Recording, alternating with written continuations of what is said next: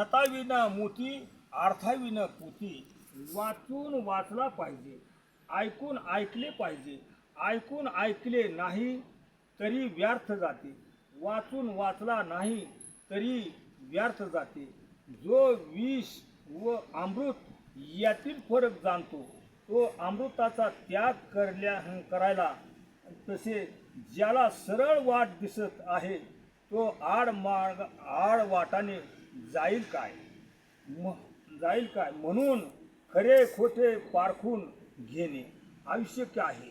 अशी परीक्षा केले तर कधीच अनुचित होणार नाही. तसे केले नाही तर मनुष्य समयी या भ्रांतिकारक धर्म मार्गाचे मोठे संकट आहे की जन्मभराचा अभ्यास व्यर्थ जाईल. जर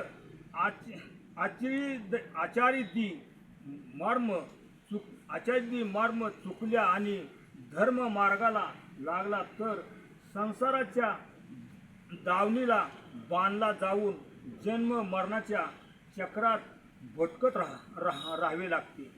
या अवस्थेत म्हणून क्लेश लक्षात यावेत आणि पुढील संकट टाळावे.